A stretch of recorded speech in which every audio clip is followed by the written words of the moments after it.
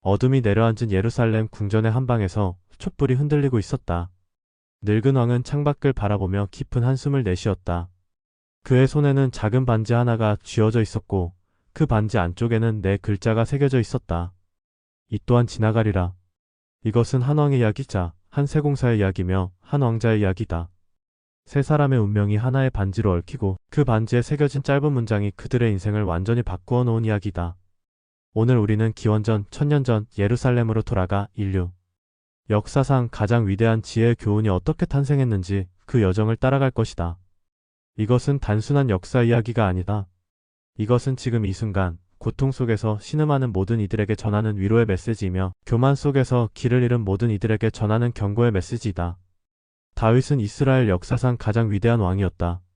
목동 소년에서 시작하여 거인 골리앗을 쓰러뜨리고 사울 왕의 박해를 견디며 마침내 통일 왕국의 군주가 된 인물이었다. 그의 손에는 수많은 승리가 있었고 그의 발 아래에는 넓은 영토가 펼쳐져 있었다. 하지만 승리의 기쁨은 언제나 짧았다. 전쟁터에서 돌아온 다윗의 얼굴에는 깊은 피로가 서려 있었다. 그는 밤마다 악몽에 시달렸다.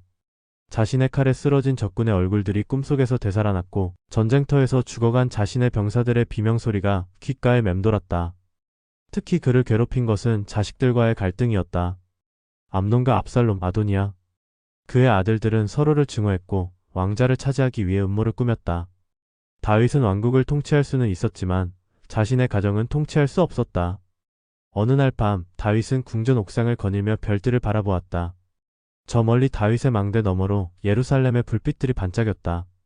수만 명의 백성들이 그를 왕으로 섬기고 있었지만 그는 그 어느 때보다 외로웠다. 밧세바와의 사건은 여전히 그의 양심을 짓눌렀다. 우리아를 죽음으로 내몬 그날의 결정이 얼마나 많은 비극의 씨앗을 뿌렸는지 그는 뼈저리게 깨닫고 있었다.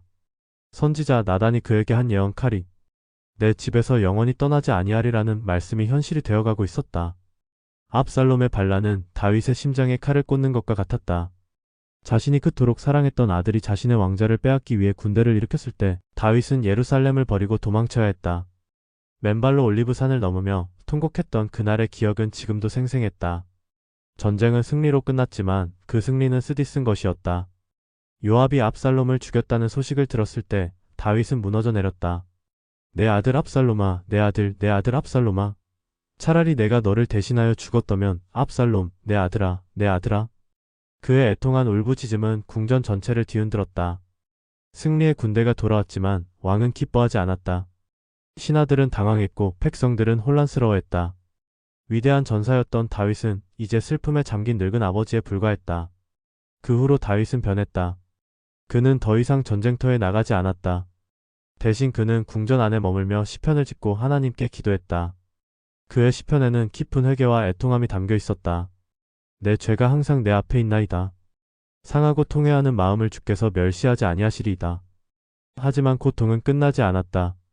이제 아도니아가 왕자를 차지하려 음모를 꾸미고 있었다.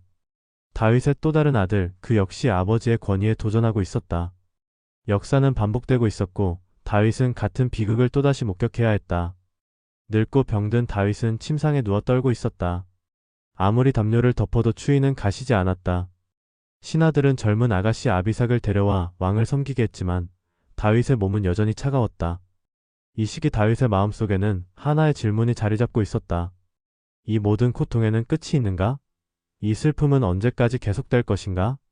내가 지은 죄의 대가는 언제까지 치러야 하는가? 그는 젊은 시절 골리앗 앞에 섰을 때의 용기를 떠올렸다.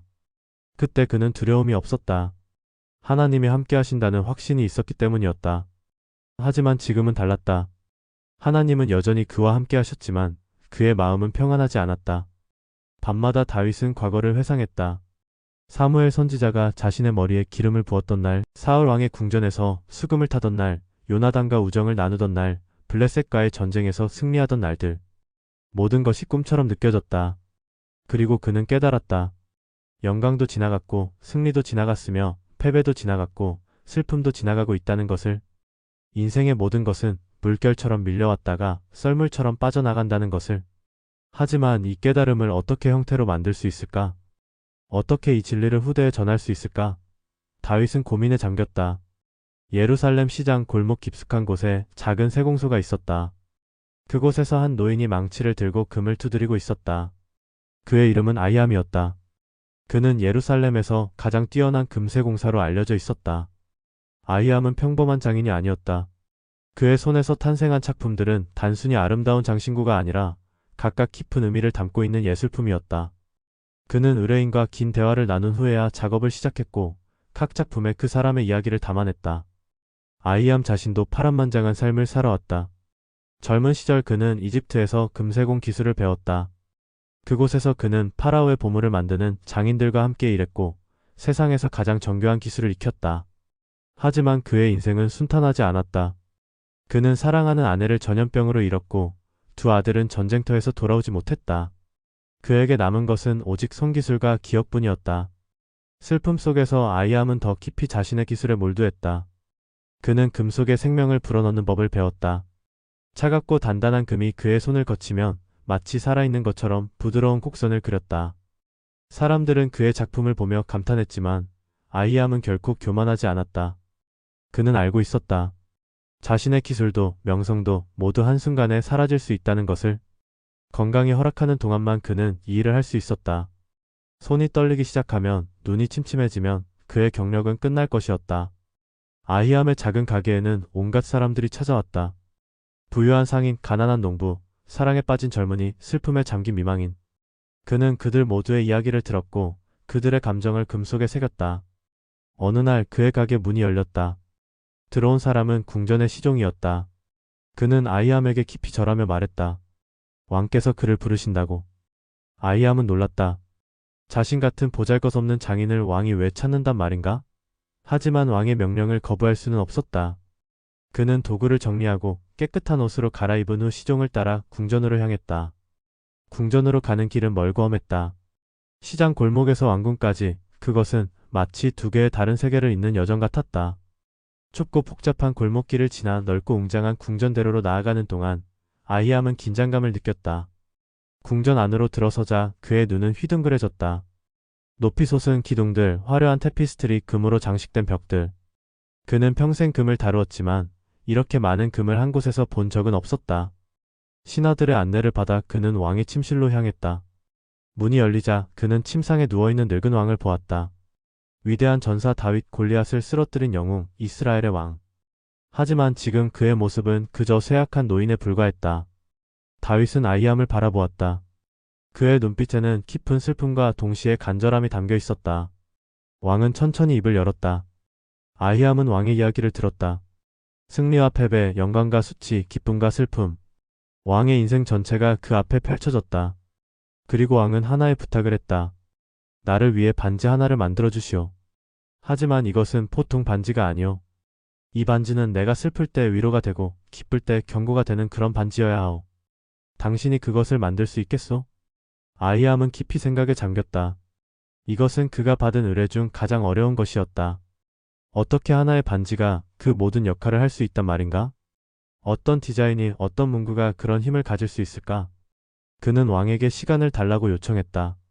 다윗은 고개를 끄덕였다. 시간은 충분히 드리겠소. 하지만 완벽한 것을 만들어 주시오. 이것은 내가 이 세상에 남길 마지막 유산이 될지도 모르니. 아히암은 궁전을 나와 자신의 작은 가게로 돌아왔다. 그의 마음은 무거웠다. 이 임무는 단순한 세공 작업이 아니었다. 이것은 인간의 조건 자체에 대한 성찰이었고 삶의 본질에 대한 질문이었다. 3부 창조의 고뇌 -4억 5천1만 1000. 아히암은 며칠 동안 잠을 이루지 못했다. 그는 밤낮으로 생각했다. 무엇이 슬픔 속에 있는 사람에게 위로가 될 수 있을까? 무엇이 기쁨 속에 있는 사람에게 경고가 될 수 있을까? 그는 과거의 작품들을 떠올렸다. 사랑하는 사람을 잃은 미망인을 위해 만든 목걸이. 거기에는 연꽃 무늬가 새겨져 있었다. 진흙 속에서도 아름다운 꽃을 피우는 연꽃처럼 고통 속에서도 아름다움을 발견할 수 있다는 의미였다. 전쟁에서 돌아온 병사를 위해 만든 팔찌. 거기에는 갈대 무늬가 새겨져 있었다. 강한 바람에 휘어지되 부러지지 않는 갈대처럼 역경을 견디는 힘을 상징했다. 결혼을 앞둔 젊은이를 위해 만든 반지. 거기에는 영원히 이어지는 고리 무늬가 새겨져 있었다. 끝이 없는 사랑의 약속을 의미했다. 하지만 다윗 왕이 원하는 것은 이런 것들과는 달랐다. 왕은 상징이 아니라 진리를 원했다. 위로만도 아니고 경고만도 아닌 그 둘을 동시에 담고 있는 무언가를 원했다. 아이암은 시장을 거닐며 사람들을 관찰했다. 한 상인이 큰 거래를 성사시키고 기뻐하고 있었다. 하지만 그 옆에서 다른 상인은 사기를 당했다며 통곡하고 있었다. 한 여인이 갓 태어난 아기를 안고 행복한 미소를 짓고 있었다. 하지만 그 옆 집에서는 장례 행렬이 지나가고 있었다. 기쁨과 슬픔, 승리와 패배, 탄생과 죽음. 그것들은 모두 같은 거리, 같은 시간에 공존하고 있었다. 그것들은 서로를 밀어내는 것이 아니라 삶이라는 직물에 서로 다른 실처럼 엮여 있었다. 밤이 되어 아이암은 올리브산에 올라갔다. 그곳에서 그는 예루살렘 전체를 내려다보았다. 수천 개의 불빛이 반짝이고 있었다. 각각의 불빛 뒤에는 한 가족이 있었고 각 가족에게는 그들만의 이야기가 있었다. 어떤 집에서는 축제가 벌어지고 있을 것이고 어떤 집에서는 눈물이 흐르고 있을 것이었다. 어떤 이는 지금 이 순간 최고의 행복을 느끼고 있을 것이고 어떤 이는 최악의 절망에 빠져 있을 것이었다. 그리고 아이암은 깨달았다. 시간이 흐른다는 것을.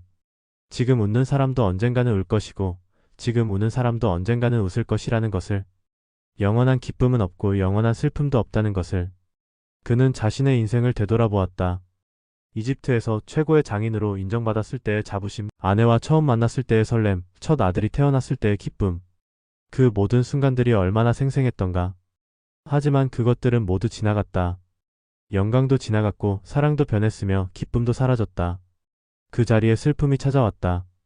아내의 죽음, 아들들의 전사 소식, 홀로 남겨진 외로움. 하지만 그 슬픔도 지나가고 있었다. 처음에는 숨을 쉴 수 없을 것 같았던 고통이 점점 무뎌졌다. 매일 아침 눈을 뜰 수 없을 것 같았던 절망이 조금씩 옅어졌다. 그는 다시 일할 수 있게 되었고 다시 웃을 수 있게 되었다.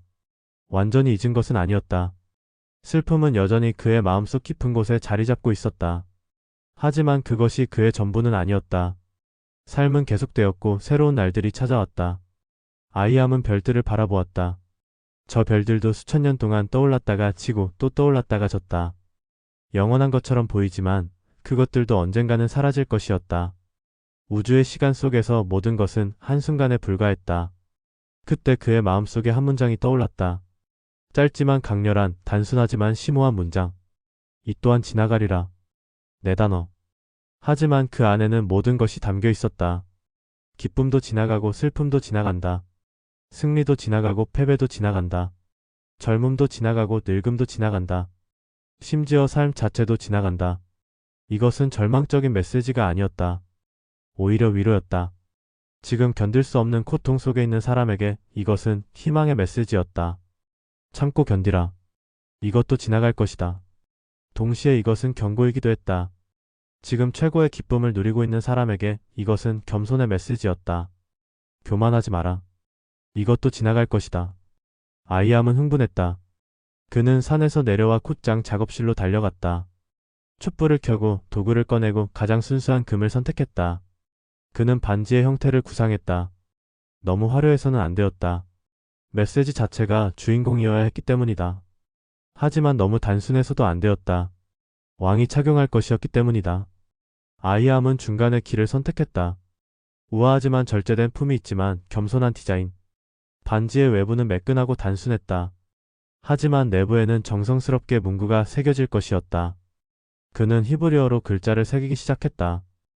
마이너스 감 제 야보르 마이너스 이 또한 지나가리라.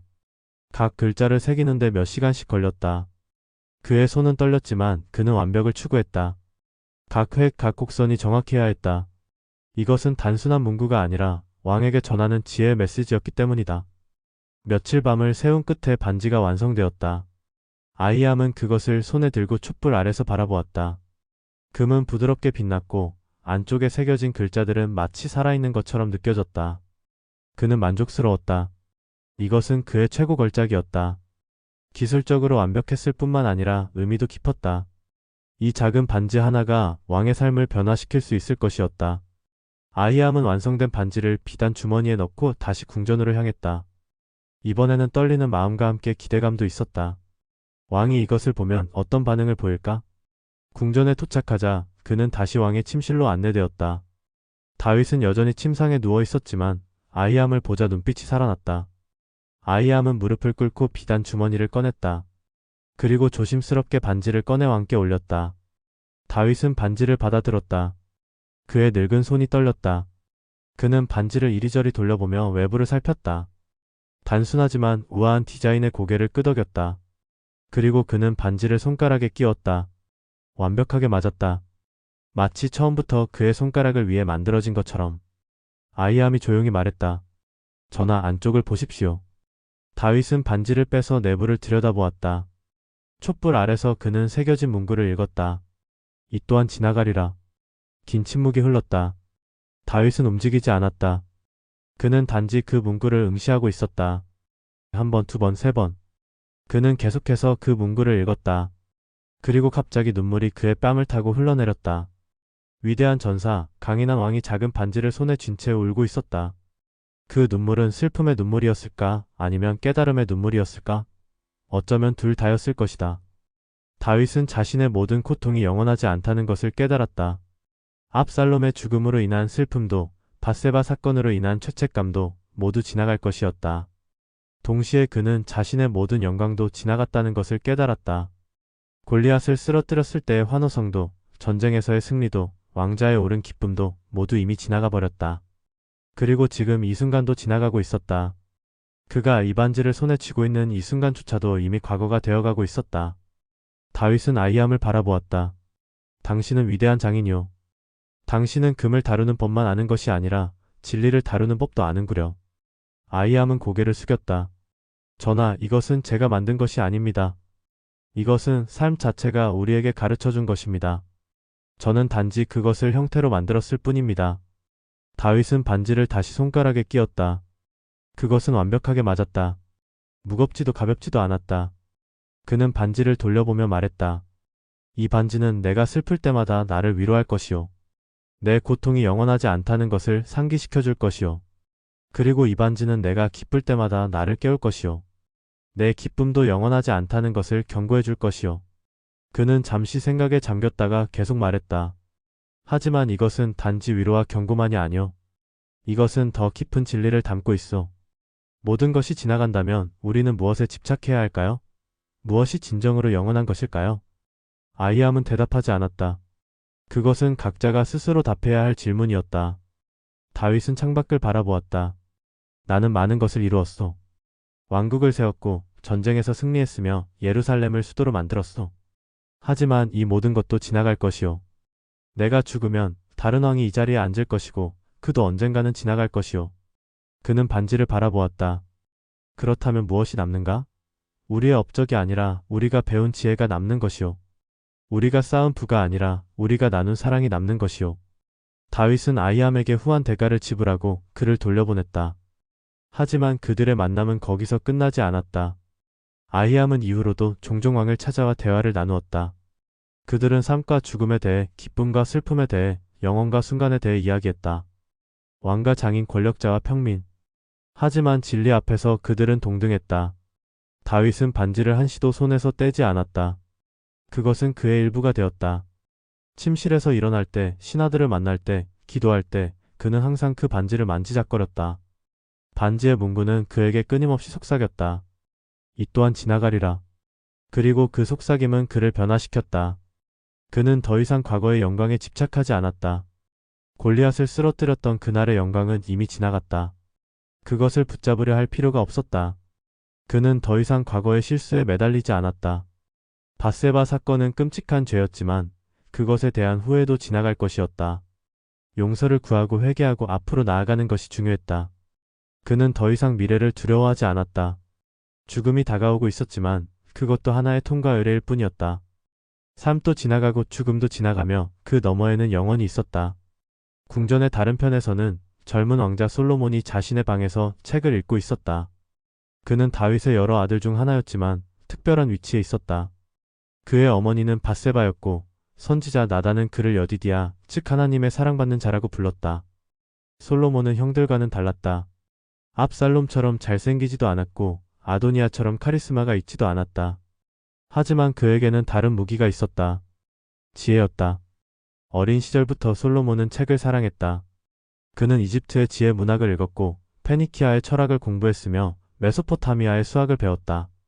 그의 관심은 끝이 없었다. 하지만 지식만으로는 충분하지 않았다. 솔로몬은 왕이 되고 싶었다. 아니, 그는 왕이 되어야 한다고 믿었다. 그의 형들은 권력을 위해 싸우다가 모두 비극적인 최후를 맞았다. 하지만 그는 달랐다. 그는 지혜로 왕자를 얻을 것이었다. 솔로몬은 아버지 다윗을 존경했지만 동시에 그의 약점도 보았다. 다윗은 감정적이었다. 사랑에 빠지면 이성을 잃었고 분노하면 판단력을 잃었다. 밧세바 사건이 그 증거였다.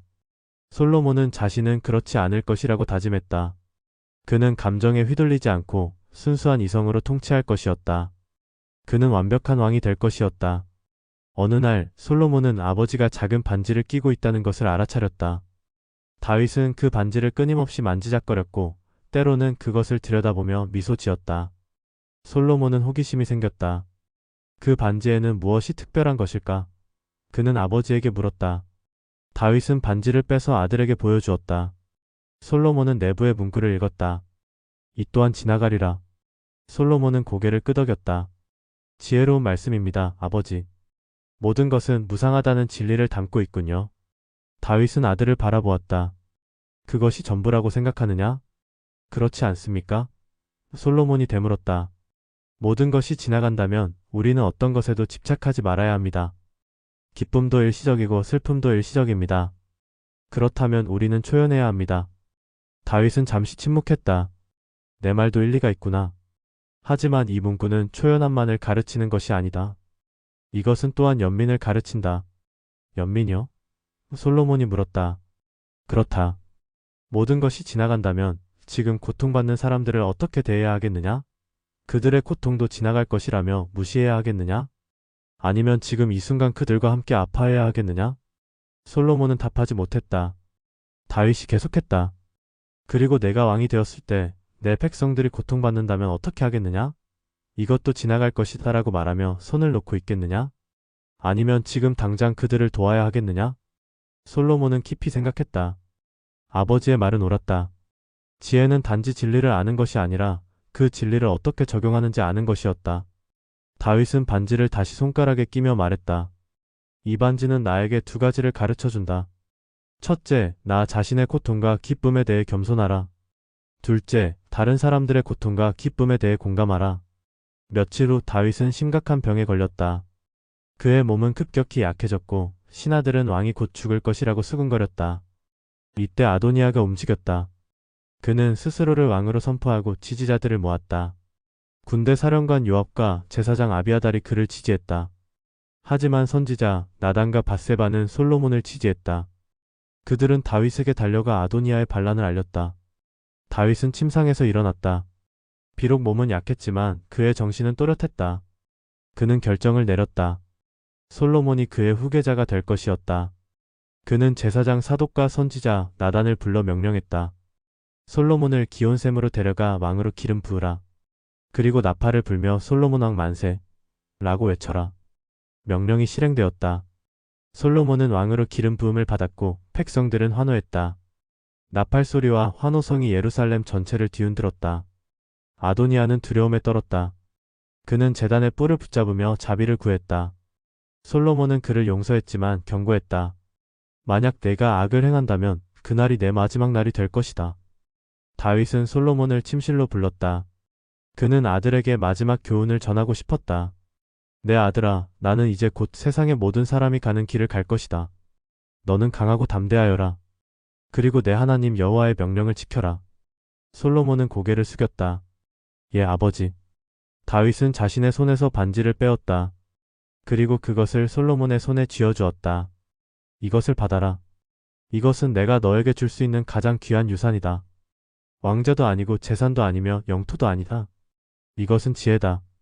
솔로몬은 반지를 받아들었다. 그는 내부의 문구를 다시 한번 읽었다. 이 또한 지나가리라. 다윗이 말했다.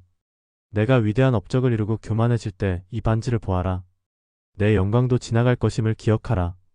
내가 실패하고 절망에 빠질 때 이 반지를 보아라. 내 슬픔도 지나갈 것임을 기억하라. 솔로몬은 반지를 손가락에 끼었다. 그것은 아버지의 손에서처럼 완벽하게 맞지는 않았다. 조금 컸다. 하지만 솔로몬은 그것을 소중히 여길 것이었다. 며칠 후 다윗이 죽었다.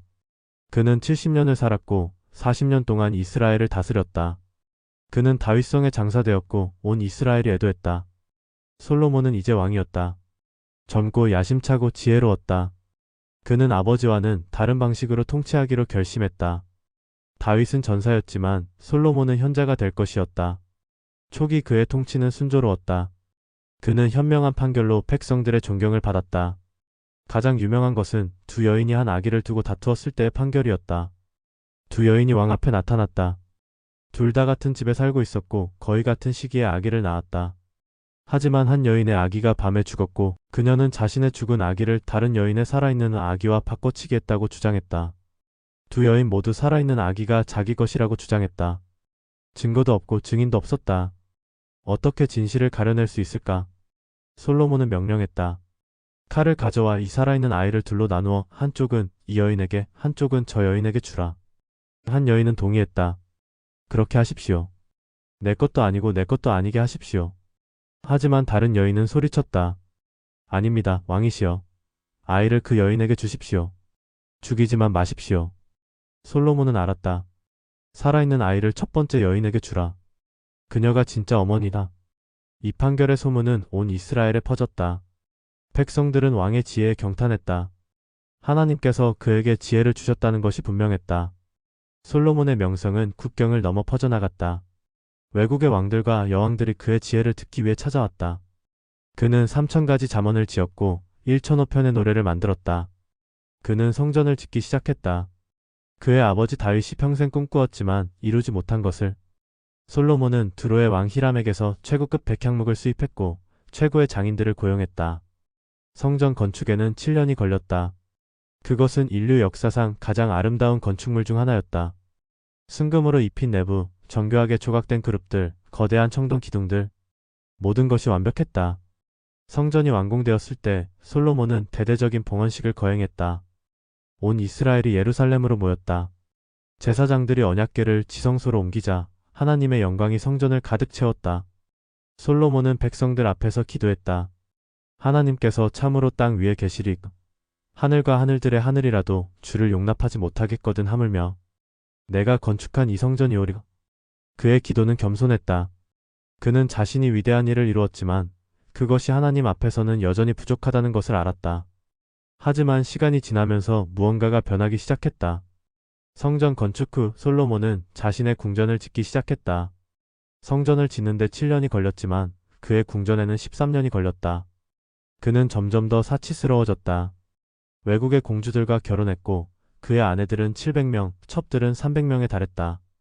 그의 식탁에는 매일 엄청난 양의 음식이 올라왔다. 그는 온갖 프로젝트를 시작했다. 궁전, 정원, 저수지, 도시. 그는 이스라엘을 위대한 제국으로 만들고 싶었다. 그리고 그는 성공하고 있었다. 무역이 번창했다. 솔로몬의 상선들은 오빌에서 금을 가져왔고 두로에서 은을 가져왔다. 예루살렘에는 부가 넘쳐났다. 은이 돌처럼 흔했고 백향목이 뽕나무처럼 많았다. 시바의 여왕이 찾아왔을 때 솔로몬의 영광은 절정에 달했다. 그녀는 그의 지혜를 시험하기 위해 어려운 질문들을 가져왔지만 솔로몬은 모든 질문에 탑했다. 시바 여왕은 감탄했다. 내가 내 나라에서 당신의 일과 당신의 지혜에 대해 들은 소문이 사실이었습니다. 나는 그 말을 믿지 않았지만 이제 와서 보니 그 절반도 듣지 못했습니다. 솔로몬은 자랑스러웠다. 그는 세계에서 가장 지혜로운 사람이었고 가장 부유한 사람이었으며 가장 강력한 사람이었다. 그의 명성은 땅끝까지 퍼졌다. 하지만 그의 손가락에는 여전히 아버지의 반지가 끼워져 있었다. 처음에는 자주 그것을 보았지만 시간이 지나면서 점점 덜 보게 되었다. 그것은 여전히 거기 있었지만 그는 그것을 잊어가고 있었다. 어느 날 밤 솔로몬은 자신의 화려한 궁전에서 홀로 앉아 있었다. 그는 모든 것을 가졌다. 지혜, 부, 권력, 명성. 하지만 무언가가 비어 있었다. 그는 자신이 쓴 글들을 떠올렸다. 헛되고 헛되며 헛되고 헛되니 모든 것이 헛되도다. 그가 이 말을 쓴 것은 언제였던가? 그때는 무슨 의미로 쓴 것이었던가? 솔로몬은 반지를 내려다보았다. 오랜만이었다. 그는 그것을 빼서 내부를 들여다보았다. 이 또한 지나가리라. 갑자기 그는 깨달았다. 자신의 모든 영광도 지나갈 것이라는 것을. 이 웅장한 성전도 화려한 궁전도 넘치는 부도 국제적인 명성도 모두 지나갈 것이었다. 그리고 그가 느낀 공허함도 지나갈 것이었다. 이 허무함도 무의미함도 모두 한때의 감정일 뿐이었다. 하지만 그렇다면 무엇이 남는가? 무엇이 진정으로 가치 있는 것인가? 시간은 계속 흘렀다. 세 사람은 각자의 길을 갔지만 그들은 모두 같은 진리와 씨름하고 있었다. 아이암은 이제 매우 늙었다. 그의 손은 더 이상 정교한 세공 작업을 할 수 없었다. 떨림이 심해져서 글자를 새기는 것조차 어려웠다. 그는 가게 문을 닫고 제자들에게 일을 맡겼다. 그의 명성은 여전했지만 그 자신은 이제 은퇴의 시간을 맞이했다. 조용한 집에서 혼자 앉아있을 때 아이암은 자신의 인생을 돌아보았다. 이집트에서의 젊은 시절, 아내와의 사랑, 아들들의 죽음, 그리고 다윗왕을 위해 만든 반지. 그 반지가 그의 최고 걸작이었다. 기술적으로 더 복잡한 작품들도 있었지만 의미에서는 그것을 능가하는 것이 없었다. 하지만 이제 그것도 지나간 일이었다. 반지는 지금 솔로몬 왕의 손에 있었고 아이암은 다시는 그것을 보지 못할 것이었다. 그는 슬펐을까? 아니었다. 그는 평온했다. 그가 만든 작품이 누군가에게 의미가 있다면 그것으로 충분했다. 영광은 필요 없었다. 그의 고통도 지나갔다. 아내를 잃었을 때의 그 끔찍한 슬픔은 이제 잔잔한 그리움으로 바뀌었다. 아들들의 죽음은 여전히 아팠지만 그 아픔조차도 부드러워졌다. 아이암은 깨달았다. 반지에 새긴 문구가 그 자신에게도 적용된다는 것을. 그의 삶도 지나가고 있었고 곧 그는 이 세상을 떠날 것이었다. 하지만 그것이 끝은 아니었다. 그가 배운 것, 그가 만든 것, 그가 사랑한 것들이 어떤 형태로든 남을 것이었다. 물리적 형태로는 아니더라도 영향력으로, 기억으로, 의미로 남을 것이었다. 한편 다윗은 이미 세상을 떠났지만 그의 유산은 살아있었다. 그가 쓴 시편들은 백성들에 의해 불려졌고 그의 이야기는 대대로 전해졌다. 사람들은 그를 기억했다. 골리앗을 쓰러뜨린 용감한 소년, 사울의 박해를 견딘 인내의 사람, 통일 왕국을 세운 위대한 왕. 하지만 또한 밧세바 사건의 죄인 가정을 돌보지 못한 아버지, 고통 속에서 하나님을 찾은 회개자로도 기억되었다. 그의 삶은 완벽하지 않았다. 영광과 수치, 승리와 패배, 기쁨과 슬픔이 뒤섞여 있었다. 하지만 그것이 바로 인간의 삶이었다. 그리고 그는 그 모든 것을 통과했다. 영광도 지나갔고 수치도 지나갔으며 고통도 지나갔다. 그리고 마침내 삶 자체도 지나갔다. 하지만 그가 배운 지혜는 남았다. 이 또한 지나가리라는 진리는 그가 죽은 후에도 계속 전해졌다. 솔로몬은 여전히 왕좌에 앉아 있었다. 그는 이제 중년이었고 경험이 풍부했으며 더욱 지혜로워졌다. 그는 많은 것을 보았다. 그가 세운 성전은 여전히 웅장했지만 그것을 짓는데 얼마나 많은 노동자들이 고생했는지도 알았다. 그의 궁전은 화려했지만 유지하는데 얼마나 많은 세금이 필요한지도 알았다. 그의 많은 아내들은 처음에는 정치적 동맹을 의미했지만 이제는 문제의 원인이 되고 있었다.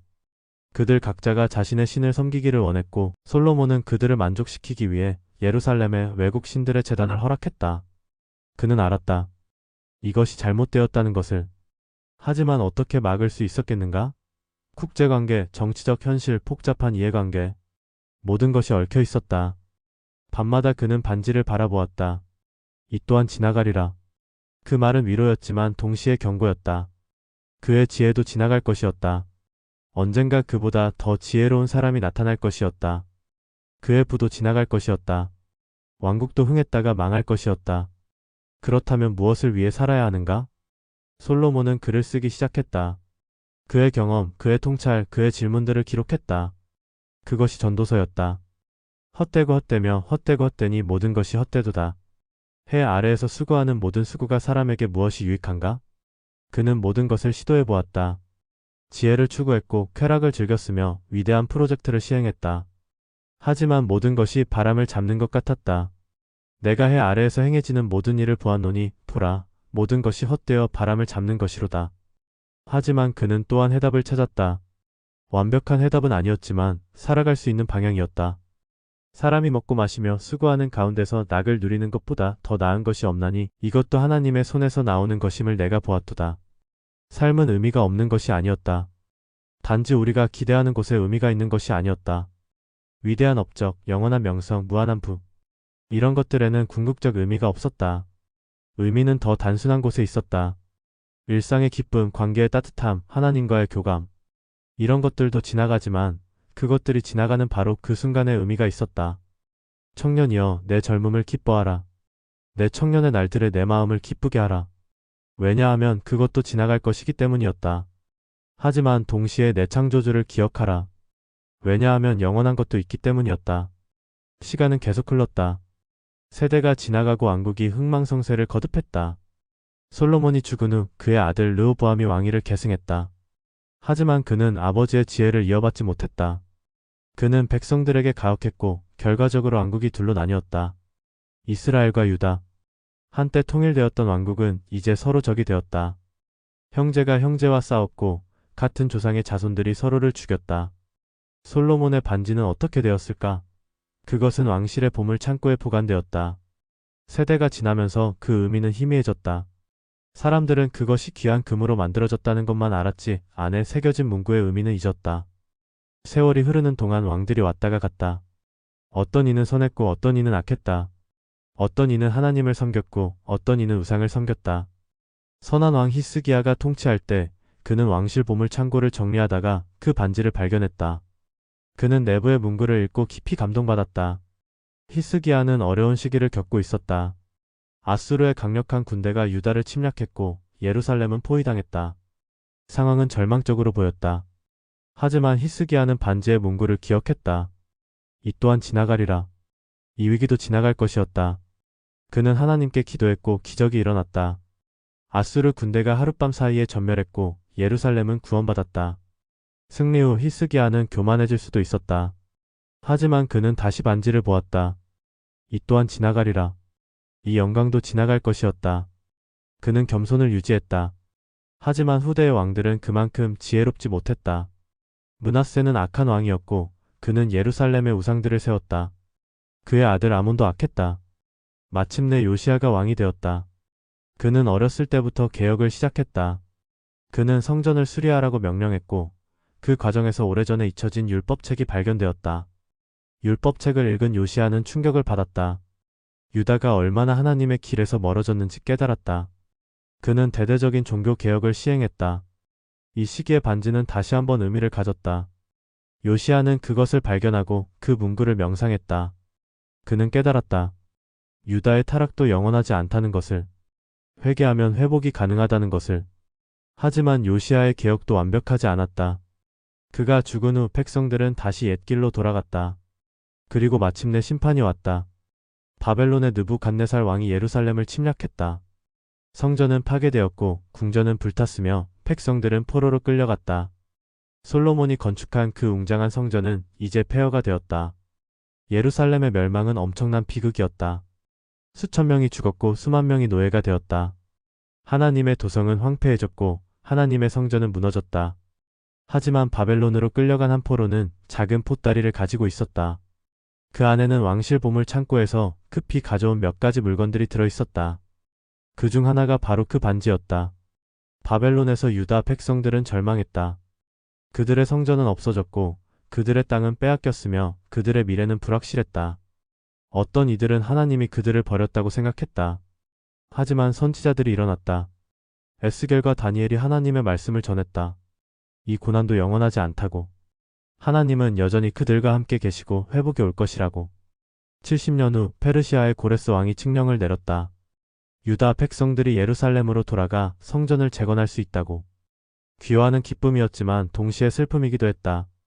예루살렘은 황폐했고 성전터는 잡초로 뒤덮여 있었다. 젊은이들은 새 성전의 기초가 놓이는 것을 보고 기뻐했지만 늙은이들은 옛 성전을 기억하며 울었다. 반지는 다시 예루살렘으로 돌아왔다. 그리고 사람들은 그 의미를 다시 발견했다. 파괴도 지나갔다. 포로 생활도 지나갔다. 슬픔도 지나갔다. 이제 재건의 시간이 왔다. 하지만 이 재건도 언젠가는 지나갈 것이었다. 스룹바벨이 성전을 재건했고 에스라가 율법을 가르쳤으며 느헤미야가 성벽을 쌓았다. 유다는 서서히 회복되었다. 하지만 완전한 독립은 없었다. 페르시아의 지배를 받다가 그리스의 지배를 받았으며 마침내 로마의 지배를 받게 되었다. 반지는 세대를 거쳐 전해졌다. 때로는 왕실에, 때로는 제사장 가문에, 때로는 일반 가정에 보관되었다. 하지만 그것을 가진 사람은 누구나 같은 진리를 발견했다. 이 또한 지나가리라. 오늘날 그 반지가 어디에 있는지는 아무도 모른다. 어쩌면 오래전에 사라졌을지도 모른다. 어쩌면 어딘가 땅속 깊이 묻혀 있을지도 모른다. 하지만 그것이 중요한가? 반지 자체는 지나갔지만 그 안에 담긴 메시지는 남아있다. 이 또한 지나가리라. 이것은 2000년도 더 전의 이야기이지만 지금도 여전히 생생하다. 왜냐하면 인간의 조건은 변하지 않았기 때문이다. 우리는 여전히 기쁨과 슬픔을 경험한다. 여전히 승리와 패배를 맛본다. 여전히 사랑하고 잃고 희망하고 절망한다. 그리고 우리는 여전히 같은 질문을 던진다. 이 고통은 언제 끝날까? 이 기쁨은 영원할까? 답은 여전히 같다. 이 또한 지나가리라.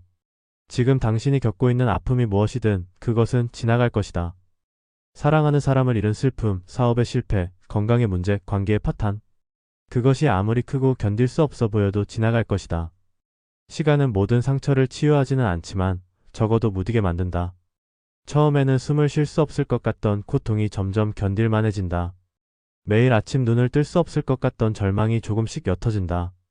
이것은 그 고통이 중요하지 않다는 뜻이 아니다. 그것은 매우 실제하고 매우 아프다. 하지만 그것이 당신의 전부는 아니다. 그것은 당신 인생의 한 장면일 뿐 전체 이야기가 아니다. 동시에 지금 당신이 누리고 있는 기쁨이 무엇이든 그것도 지나갈 것이다. 성공, 명성, 부, 건강. 그것들을 즐기되 그것들에 집착하지 마라. 감사하되 교만하지 마라. 이것은 염세주의가 아니다. 이것은 현실주의다. 삶의 본질을 이해하는 것이다. 물결은 밀려왔다가 썰물처럼 빠져나간다. 계절은 봄, 여름, 가을, 겨울을 거쳐 다시 봄으로 돌아온다.